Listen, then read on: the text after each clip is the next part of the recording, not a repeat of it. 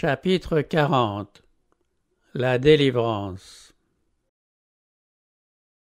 À l'heure où le peuple de Dieu sera privé de la protection des lois humaines et où approchera le moment fixé par le décret, il se produira simultanément dans différents pays un mouvement en vue de l'extirpation de la secte détestée. Une nuit sera choisie pour porter un coup décisif qui réduira au silence les voix dissidentes et réprobatoires. Le peuple de Dieu, en partie enfermé derrière des barreaux de prison et en partie errant dans les forêts et les montagnes, supplie encore Dieu de lui accorder sa protection. Alors que de toutes parts, des hommes armés, poussés par des légions de mauvais anges, sont prêts pour leur œuvre de mort. C'est à l'heure la plus critique que le Dieu d'Israël interviendra pour délivrer ses élus. Le Seigneur leur dit par un prophète: vous chanterez comme la nuit où l'on célèbre la fête. Vous aurez le cœur joyeux comme celui qui marche au son de la flûte, pour aller à la montagne de l'Éternel, vers le rocher d'Israël. Et l'Éternel fera retenir sa voix majestueuse. Il montrera son bras prêt à frapper, dans l'ardeur de sa colère, au milieu de la flamme d'un feu dévorant, de l'inondation, de la tempête et des pierres de grêle. Ésaïe 30, 29 à 30. Faisant entendre des cris de triomphe, de raillerie et des imprécations, les foules impies s'apprêtent à se jeter sur leur proie. À ce moment même, des ténèbres profondes, plus denses que celles de la nuit, s'abattent soudain sur la terre. Puis un arc-en-ciel, réfléchissant la gloire du trône de Dieu, encercle le firmament et semble entourer séparément les groupes de fidèles en prière. Brusquement arrêtés dans leur marche, les bandes irritées, saisies d'effroi et réduites au silence, oublient les objets de leur fureur. Pleines de sombres pressentiments, elles contemplent le gage de l'alliance divine et ne demandent plus qu'à être mises à l'abri de l'éclat qui les aveugle. Les enfants de Dieu entendent une voix claire et mélodieuse qui leur dit: regardez en haut. Levant les yeux, ils voient le signe de sa promesse. Les noirs nuages qui couvrent leur tête s'écartent, et comme Étienne, ils contemplent le Fils de l'homme assis sur son trône, entouré de la gloire de Dieu et portant sur son corps les marques de son humiliation. On entend tomber de ses lèvres cette requête qu'il adresse au Père en présence des saints anges. Père, je veux que là où je suis, ce que tu m'as donné soit aussi avec moi. Jean 17, 24. De nouveau, une voix musicale et triomphante se fait entendre. Les voici, dit-elle, saints, innocents, immaculés. Ils ont gardé la parole de ma persévérance. Ils marcheront parmi les anges. Des lèvres pâles et tremblantes, des témoins de Jésus, restés inébranlables, s'échappent alors des acclamations de victoire. Le jour du Seigneur. C'est au coup de minuit que Dieu manifeste sa puissance pour délivrer son peuple. Le soleil paraît dans tout son éclat. Des signes et des prodiges se suivent en succession rapide. Les méchants observent cette scène avec terreur, tandis que les justes admirent les gages de leur délivrance. Tout dans la nature semble avoir abandonné sa marche ordinaire. Les cours d'eau cessent de couler. De lourds et sombres nuages se lèvent et s'entrechoquent. Au milieu d'un ciel irrité, on distingue un espace clair, d'une gloire indescriptible. La voix de Dieu en sort semblable au bruit des grandes eaux et proclame: c'en est fait. Apocalypse 16, 17. Cette voix ébranle les cieux et la terre. Il se produit un grand tremblement de terre tel qu'il n'y a jamais eu depuis que l'homme est sur la terre. Apocalypse 16, 18. Le firmament semble s'ouvrir et se refermer. La gloire du trône de Dieu paraît. Les montagnes oscillent comme les roseaux agités par le vent, et des masses de rochers déchiquetés volent de toutes parts. De sourds grondements annoncent l'approche d'une tempête. La mer se déchaîne avec furie. On croirait entendre la voix de démons accomplissant une œuvre de destruction. La terre entière se soulève et s'affaisse comme les vagues de la mer. Le sol se crevasse. Les assises du monde semblent s'effondrer. Des chaînes de montagnes, des îles habitées disparaissent. Des ports de mer véritables, Sodome d'iniquité, sont engloutis par les vagues irritées. Dieu s'est souvenu de Babylone la grande pour lui donner la coupe du vin de son ardente colère. Des grêlons pesant un talent, Apocalypse 16, 19, 21, sèment la destruction. Les plus fières cités de la terre sont renversées. Les superbes palais où les grands ont accumulé leurs richesses et les objets de leur orgueil s'écroulent sous leurs yeux. Les murs des prisons s'effondrent, rendant la liberté à leurs innocents détenus. Des sépulcres s'ouvrent.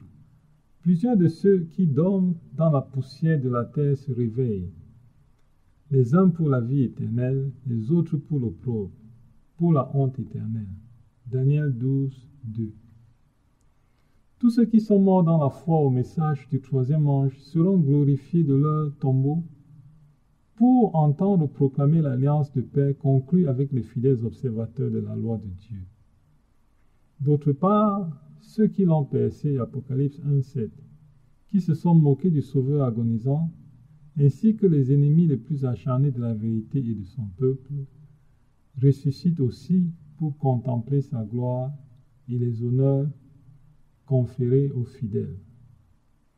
Le ciel est toujours couvert d'épais nuages que le soleil perce çà et là, tel l'œil vengeur de l'Éternel.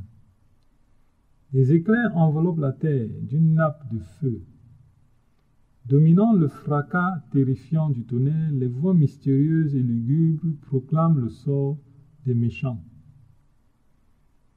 Tous ne les comprennent pas, mais les faux docteurs les perçoivent distinctement.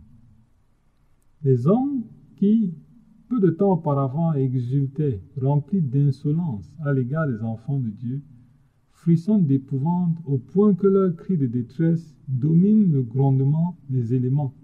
Les démons confessent la divinité de Jésus et tremblent devant le déploiement de sa puissance, tandis que les hommes en proie à une folle terreur implorent miséricorde et se roulent dans la poussière.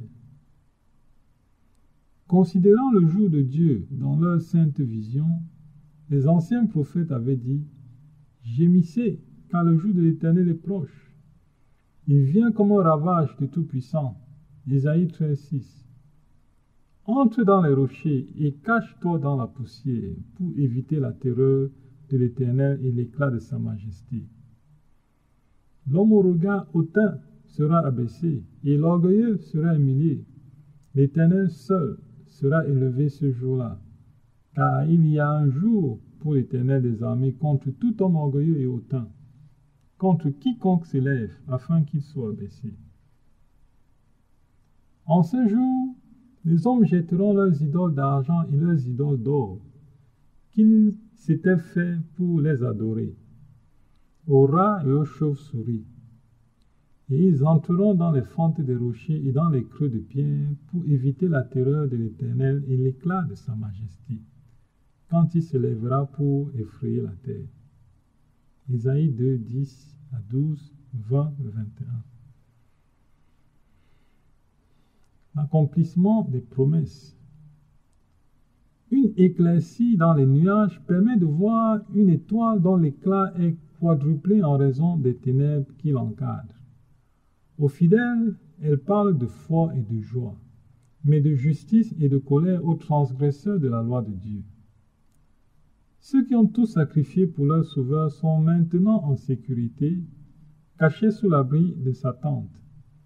Devant les contemplateurs de la vérité, ils ont témoigné leur fidélité à celui qui est mort pour eux. En présence de la mort, ils ont persévéré dans leur intégrité. Aussi, un changement merveilleux s'est opéré en eux. Soudainement délivrés de la sombre et dure tyrannie d'hommes changés en démons, leurs visages, auparavant pâles et hagards, sont maintenant épanouis d'admiration, de confiance et d'amour. Ils entonnent ce chant de triomphe. Dieu est pour nous un refuge et un appui, un secours qui ne manque jamais dans la détresse. C'est pourquoi nous sommes sans crainte quand la terre est bouleversée et que les montagnes chancellent au cœur des mers, quand les flots de la mer mugissent, écument, se soulèvent jusqu'à faire trembler les montagnes. Psaume 46, de 2 à 4. Pendant que ces accents d'une sainte confiance montent vers Dieu, les nuages se retirent, et dans l'échancrure de deux masses noires et menaçantes apparaît la gloire indescriptible du ciel étoilé.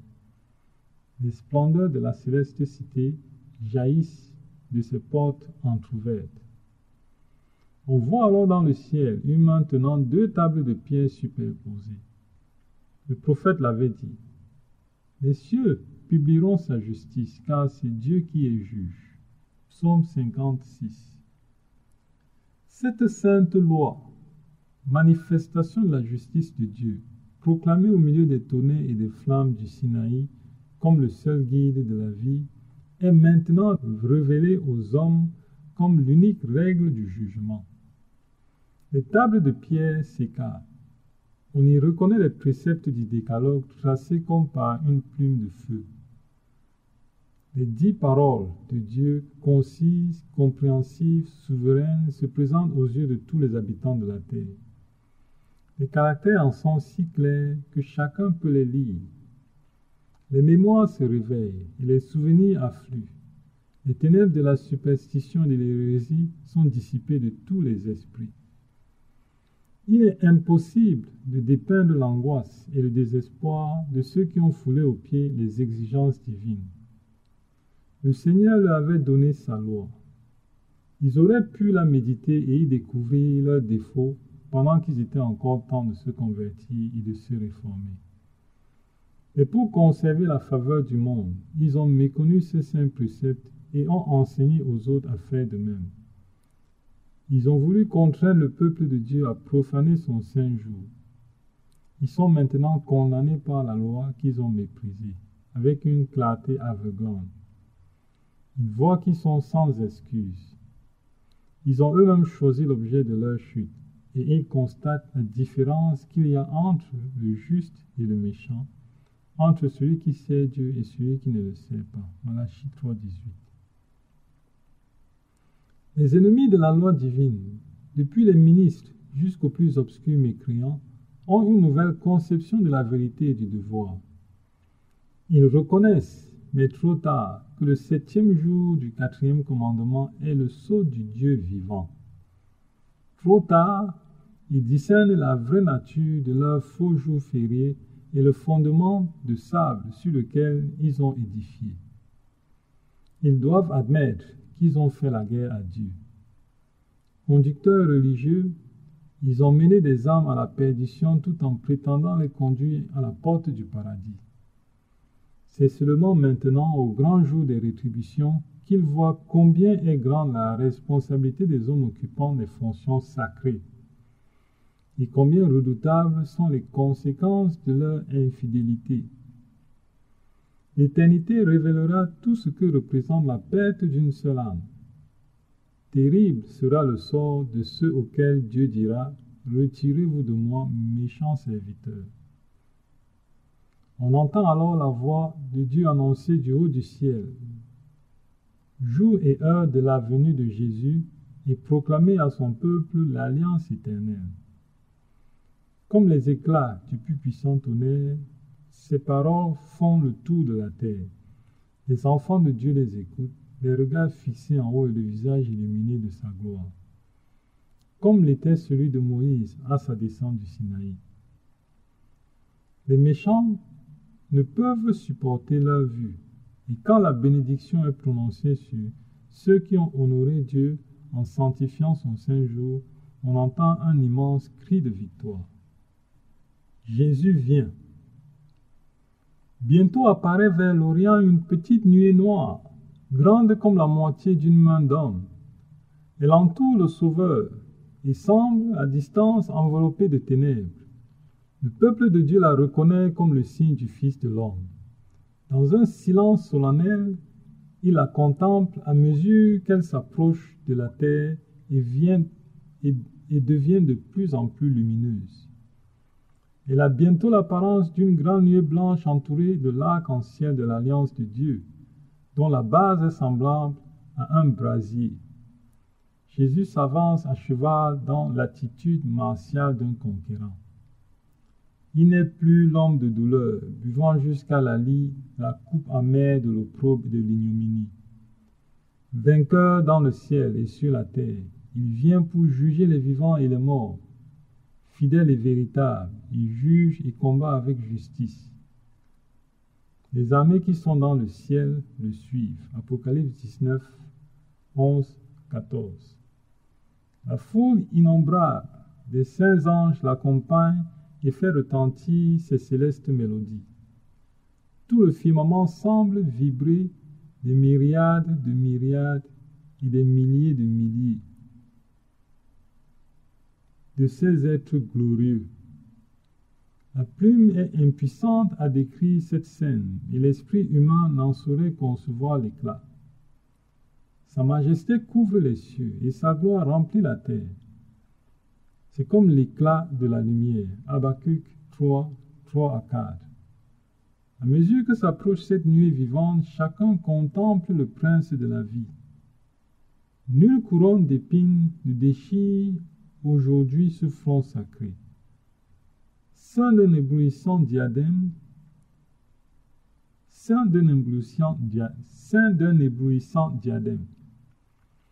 La gloire de son visage fait pâlir l'éclat du soleil de midi. Il y a sur son vêtement et sur sa cuisse un nom écrit, Roi des rois, Seigneur des seigneurs. Apocalypse 19, 16. En sa présence, tous les visages sont devenus pâles et les contemplateurs de la miséricorde divine tremblent dans les terreurs d'un désespoir éternel. Les cœurs sont abattus, les genoux chancellent, tous les visages pâlissent. Nahum 2, 11. Voir Jérémie 36. Et les justes s'écrient d'une voix plaintive, qui pourra subsister? Le chant des anges se tait et le silence devient oppressif. Mais Jésus répond, ma grâce vous suffit.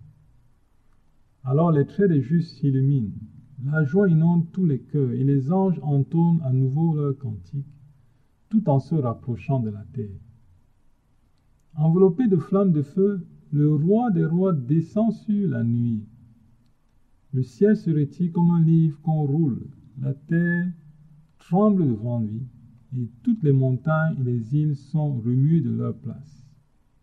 Il vient, notre Dieu, il ne reste pas en silence. Devant lui est un feu dévorant, autour de lui une violente tempête. Il crie vers les cieux en haut et vers la terre pour juger son peuple. Apocalypse 6, 14, Psaume 50, 3 à 4. Les rois de la terre, les grands, les chefs militaires, les riches, les puissants, tous les esclaves et les hommes libres se cachaient dans les cavernes et dans les rochers des montagnes. Et ils disaient aux montagnes et aux rochers, « Tombez sur nous, cachez-nous devant la face de celui qui est assis sur le trône et devant la colère de l'agneau, car le grand jour de sa colère est venu, et qui peut subsister ?» Apocalypse 6, 15, 17. Les railleries ont pris fin, les lèvres mensongères sont réduites au silence. Le cliquetis des armes et le tumulte de la bataille, voir Ésaïe 9, 4, ont cessé. On n'entend que des prières, des sanglots et des lamentations. Le grand jour de sa colère est venu, et qui peut subsister? Hurlent les lèvres qui ricanaient tout à l'heure. Les méchants demandent à être ensevelis sous les rochers et les montagnes plutôt que d'affronter le regard de celui qu'ils ont méprisé. Le réveil amer des impies. Cette voix qui parvint aux oreilles des morts, ils la connaissent. Que de fois des accents doux et tendres ne les ont-ils pas conviés à la conversion? Que de fois ne s'est-elle pas fait entendre dans les exhortations affectueuses d'un ami, d'un frère, d'un rédempteur? Au contempteur de sa grâce, aucune voix ne saurait être aussi sévère, aussi terrible que celle qui disait en suppliant: Revenez, revenez de votre mauvaise voie. Pourquoi mourriez-vous? Ézéchiel 33:11. Oh, si seulement cette voix était celle d'un étranger. Aujourd'hui, elle leur dirait: puisque j'appelle et vous résistez, puisque j'étends ma main et que personne n'y prend garde, puisque vous rejetez tous mes conseils et que vous n'aimez pas mes réprimandes, quand la terreur vous saisira comme une tempête, je ne répondrai pas. Proverbe 1, de 24 à 28. Cette voix rappelle des souvenirs que l'on voudrait pouvoir effacer, des avertissements méconnus, des invitations refusées, des occasions négligées. Là sont ceux qui ont bafoué le Sauveur au jour de son humiliation.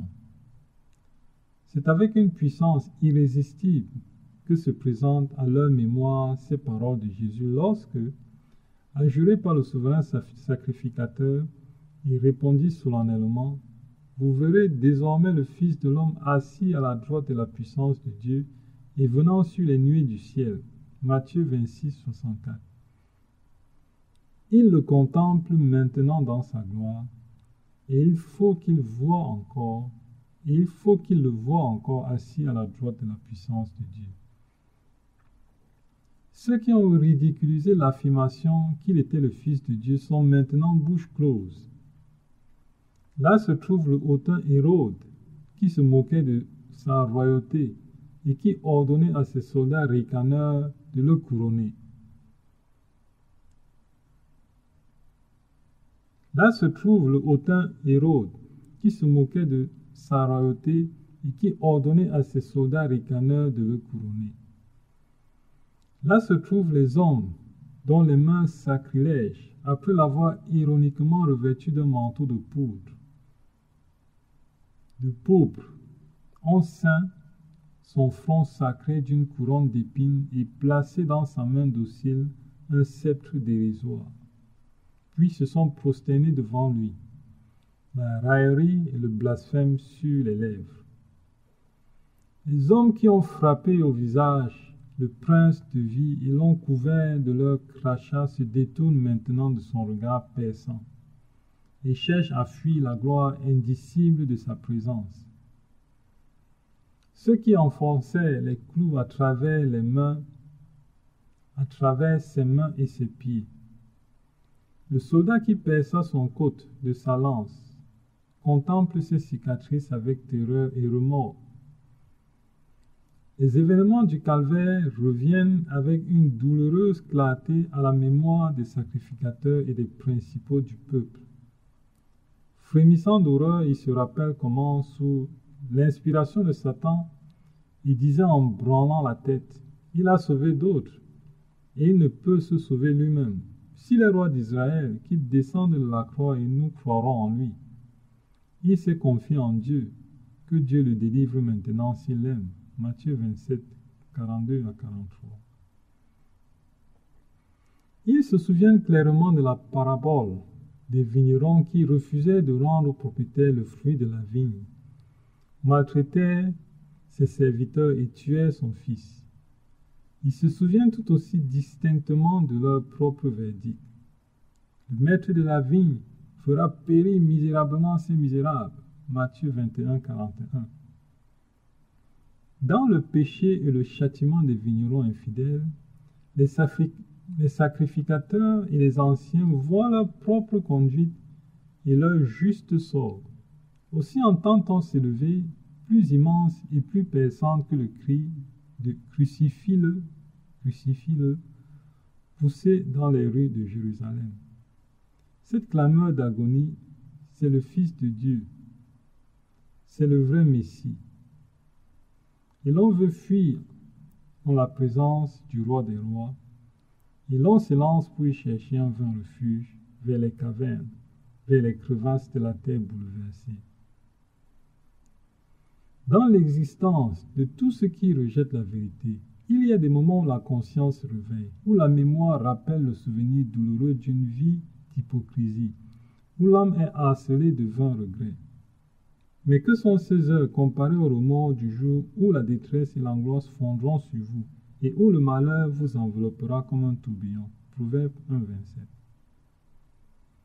Ceux qui auraient voulu les détruire contemplent maintenant la gloire de Jésus et de ses disciples. Du fond de leur angoisse, ils entendent la voix des saints s'écriant joyeusement « Voici, c'est notre Dieu en qui nous avons confiance. » C'est lui qui nous sauve, Ésaïe 25,9. L'heureux réveil des justes. Pendant que la terre chancelle, que l'éclair déchire la nuée et que rugit le tonnerre, la voix du Fils de Dieu appelle les saints hors de leur tombeau. Jetant ce regard sur ces tombes, il lève les mains vers le ciel et s'écrie « Debout, debout, debout, vous qui dormez dans la poussière. » Dans toutes les parties de la terre, les morts entendront la voix du Fils de l'homme, et ceux qui l'auront entendu vivront. La terre entière tremble sous les pas d'une immense multitude venant de toute nation, de toute tribu, de toute langue et de tout peuple. Revêtus d'une gloire immortelle, ils sortent de la prison de la mort, en s'écriant « Ô mort, où est ta victoire ? Ô mort, où est ton aiguillon » 1 Corinthiens 15, 55. Puis les justes vivants et les saints ressuscités s'unissent dans une joyeuse et puissante acclamation. En sortant de la tombe, ils ont la taille qu'ils avaient lorsqu'ils sont descendus. Adam, qui est de leur nombre, est d'un port majestueux, mais d'une stature un peu moins élevée que le Fils de Dieu. Il offre un contraste frappant avec les hommes des générations suivantes, ce qui permet de constater la profonde dégénérescence de la race humaine. Mais tous se relèvent avec la fraîcheur et la vigueur d'une éternelle jeunesse. Au commencement, l'homme avait été créé à l'image de Dieu, non seulement au moral mais aussi au physique, et cette ressemblance, le péché l'a presque entièrement oblitéré. Mais Jésus est venu dans le monde pour restaurer ce qui avait été perdu. À son retour, il transformera le corps de notre humiliation en le rendant semblable au sien. Notre corps mortel, corruptible, enlaidi et souillé par le péché, retrouvera sa perfection et sa beauté. Toute tare et toute difformité seront laissées dans la tombe. Admis à manger de l'arbre de la vie dans l'Éden retrouvé, les rachetés croiront à la mesure de la stature de notre race et en sa gloire première. Les derniers vestiges de la malédiction effacés, les fidèles du Seigneur apparaîtront dans la beauté de l'Éternel, notre Dieu, réfléchissant dans leur esprit, dans leur âme et dans leur corps l'image parfaite de leur Sauveur. Ô rédemption merveilleuse, si longtemps attendue, contemplée avec impatience, mais jamais parfaitement comprise. Les justes vivants ont changé en un instant, en un clin d'œil. À la voix de Dieu, ils sont glorifiés, immortalisés, et avec les saints ressuscités, enlevés dans les airs à la rencontre du Seigneur. Les anges rassemblent les élus des quatre vents, d'une extrémité de la terre à l'autre. Les petits enfants sont portés par des anges dans les bras de leur mère. Les amis que la mort a longtemps séparés sont réunis pour ne plus jamais se quitter. Et c'est avec des chants d'allégresse qu'ils montent ensemble vers la cité de Dieu. Le chariot constitué par la nuée, muni de chaque côté d'elle et de roues vivantes, remonte vers le ciel. À mesure qu'il s'élève, les roues et les ailes répètent « Saint, Saint, le cortège d'anges s'écrie « Saint, Saint, Saint est le Seigneur Dieu, le Tout-Puissant ». Et pendant que le chariot s'avance dans la direction de la Nouvelle Jérusalem, les rachetés clament « Alléluia ». Avant d'entrer dans la cité de Dieu, le Seigneur distribue à ses disciples les emblèmes de la victoire. Il les investit des insignes de la royauté. La brillante phalange se forme en carré autour de son roi, qui les enveloppe tous d'un indicible regard d'amour et dont la statue majestueuse s'élève bien au-dessus de celle des anges et des saints. L'innombrable armée des saints, les yeux fixés sur lui, contemple la gloire de celui dont le visage était défiguré, dont son aspect différait de celui des fils de l'homme. Isaïe 52, 14. De sa main droite, Jésus place la couronne de gloire sur la tête des vainqueurs. Chacun reçoit une couronne portant son nom nouveau. Apocalypse 2, 17. Et l'inscription « Sainteté à l'Éternel ». Chacun reçoit aussi des palmes de victoire et une harpe étincelante. Puis des anges supérieurs donnent le ton, et tous les saints font vibrer avec art des cordes de leur harpe dont ils tirent une musique d'une ineffable beauté. Un ravissement ineffable fait battre les cœurs des rachetés qui adressent au Sauveur cette louange pleine de reconnaissance. À celui qui nous aime, qui nous a délivrés de nos péchés par son sang, et qui a fait de nous un royaume de sacrificateurs pour Dieu son Père, à lui soit la gloire et la puissance au siècle des siècles. Amen. Apocalypse 1, 5, 6. Le chant des rachetés. La foule des rachetés est arrivée en face de la sainte cité. Jésus en ouvre à deux battant les portes de perles. Les nations y ont gardé la vérité. Les nations qui ont gardé la vérité y pénètrent et y contemplent le paradis de Dieu, la demeure d'Adam en son innocence. Alors, la voix la plus mélodieuse et la plus suave qui ait jamais frappé les oreilles humaines leur dit « Vos luttes sont finies. Venez, vous qui êtes bénis de mon Père. Prenez possession du royaume qui vous a été préparé dès la fondation du monde. » Elle est maintenant exaucée, cette prière du Sauveur en faveur de ses disciples. Je veux que là où je suis, ce que tu m'as donné soit aussi avec moi. Irrépréhensible et dans l'allégresse. Jude 1, 24. Les rachetés de Jésus-Christ sont présentés au Père par son Fils en ces mots. Me voici, moi et les enfants que tu m'as donnés. J'ai gardé ce que tu m'as donné. Qui dira le ravissement de cette heure où le Père, contemplant les rachetés, retrouvera en eux son image, car le péché et la souillure auront disparu, et où l'humanité aura retrouvé son harmonie avec la divinité. La voix empreinte d'un amour ineffable. Jésus invite alors ses fidèles à participer à la joie de leur Maître. Son bonheur consiste à voir dans son royaume de gloire les âmes sauvées par son humiliation et ses souffrances. Celui des élus sera de voir parmi les bienheureux des êtres sauvés par leurs prières, leurs travaux et leur dévouement. Tandis qu'ils sont réunis autour du grand trône blanc, une joie inexprimable inonde leur cœur à la vue de ces âmes et de celles gagnées par elles, rassemblées toutes dans le repos céleste, jetant leur couronne aux pieds de Jésus et admises à le louer pendant les siècles éternels. Au moment où les rachetés sont accueillis dans la cité de Dieu, une acclamation enthousiaste et d'adoration déchire les airs. Les deux Adams sont sur le point de se rencontrer.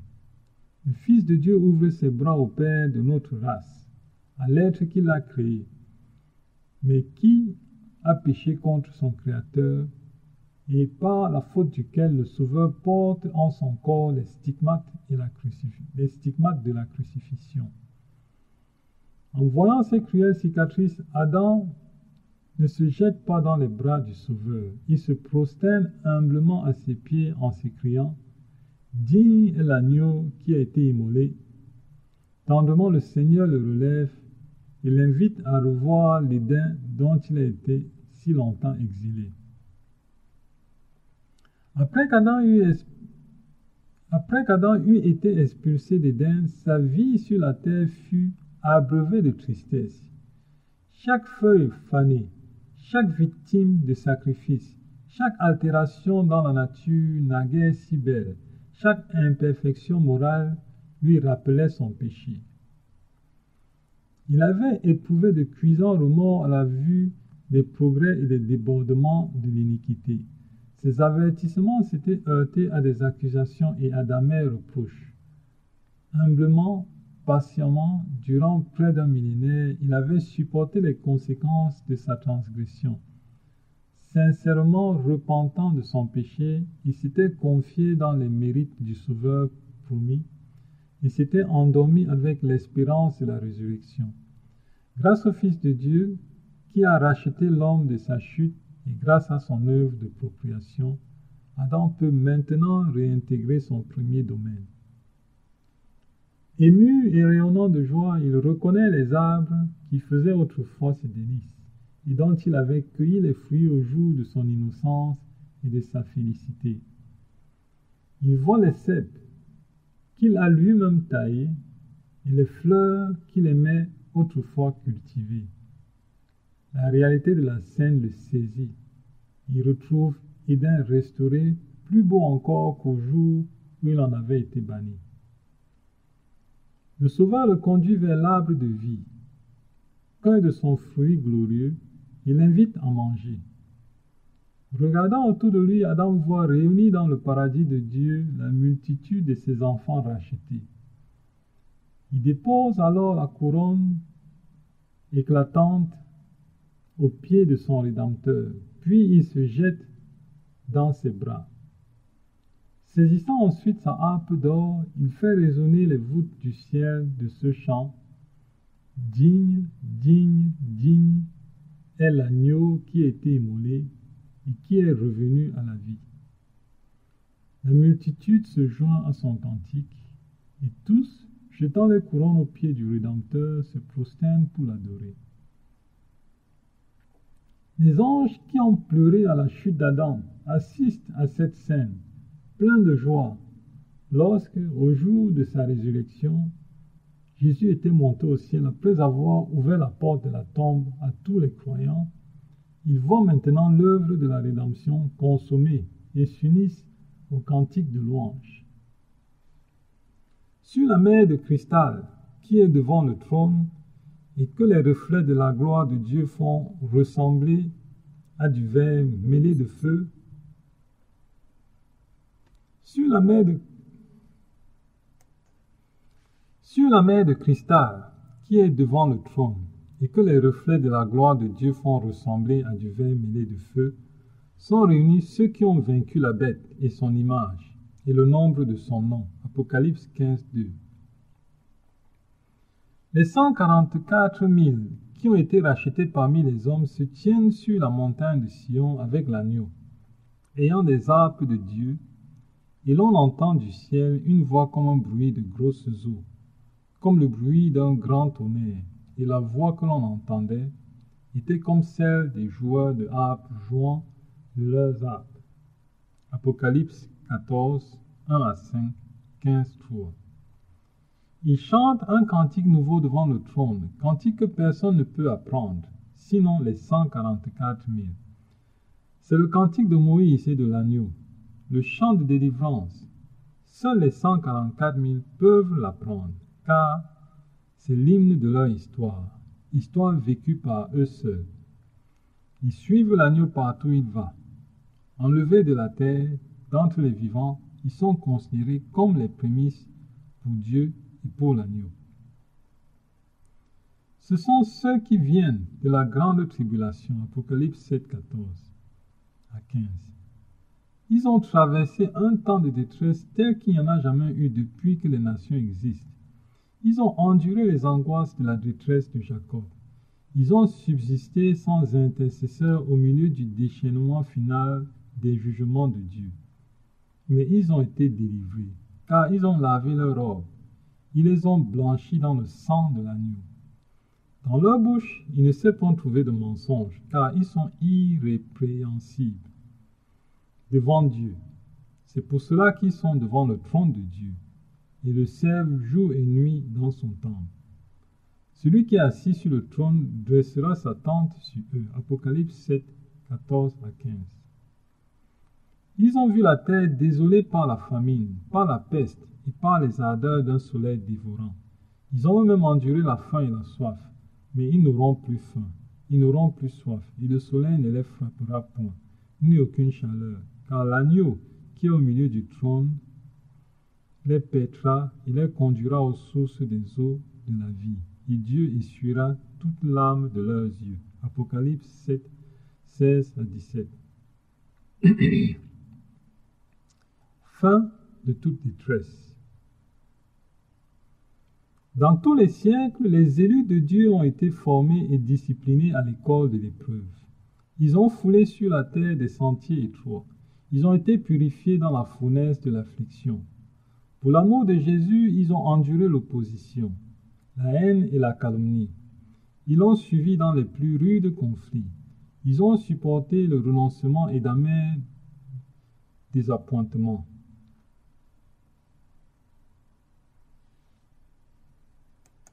Déception.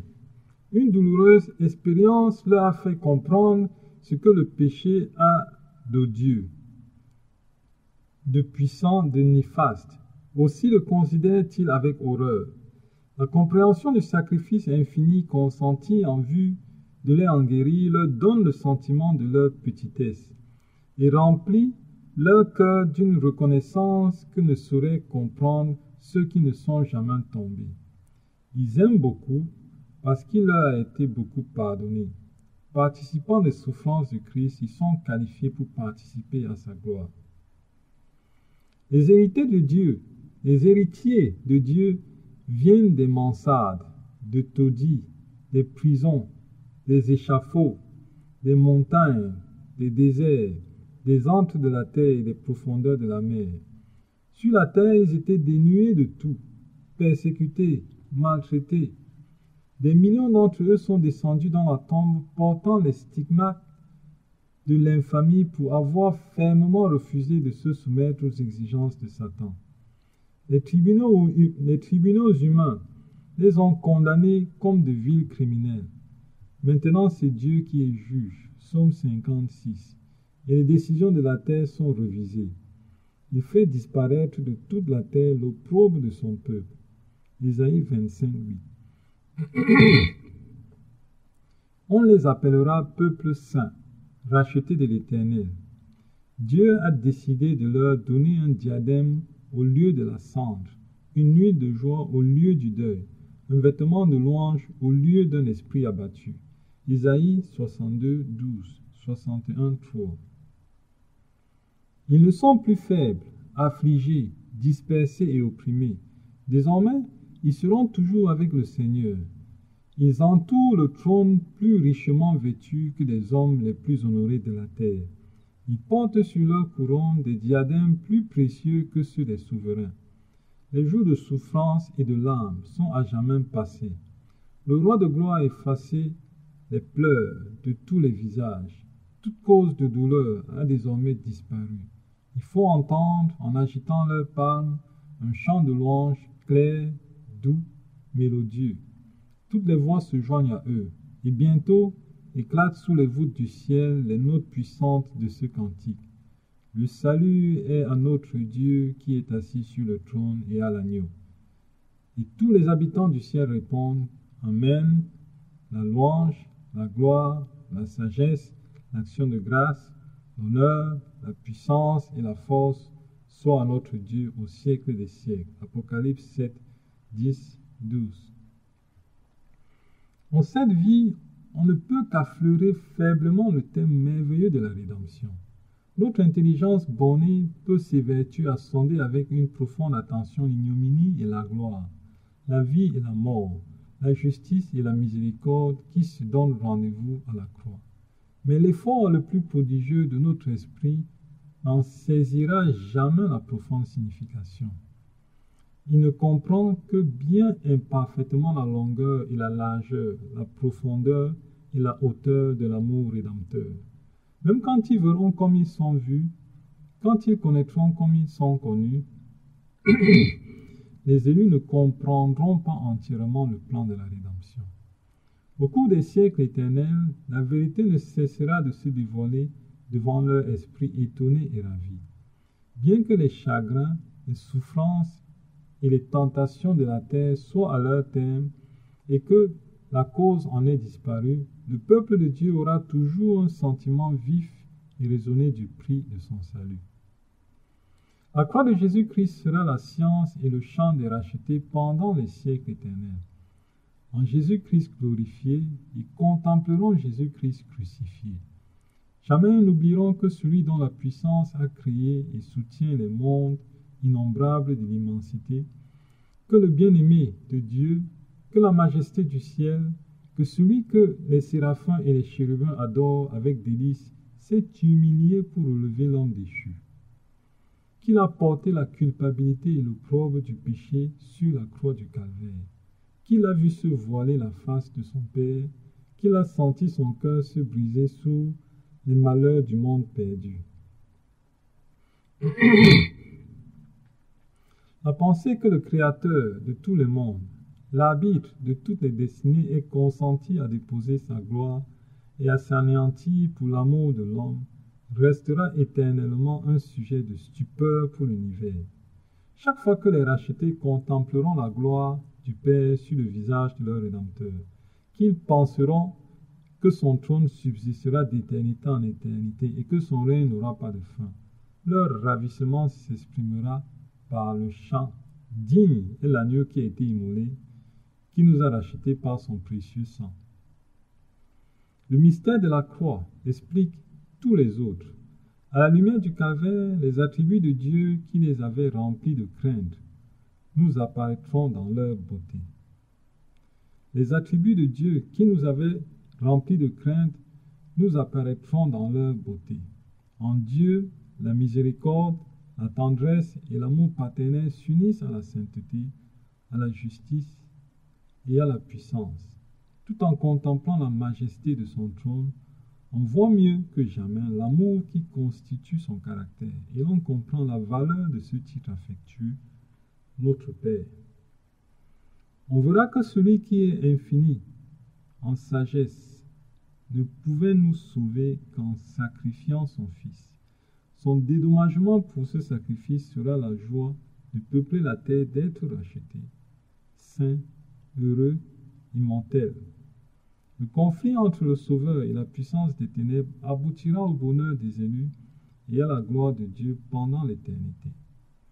La valeur de l'âme humaine est si grande que le Père sera satisfait du prix consenti.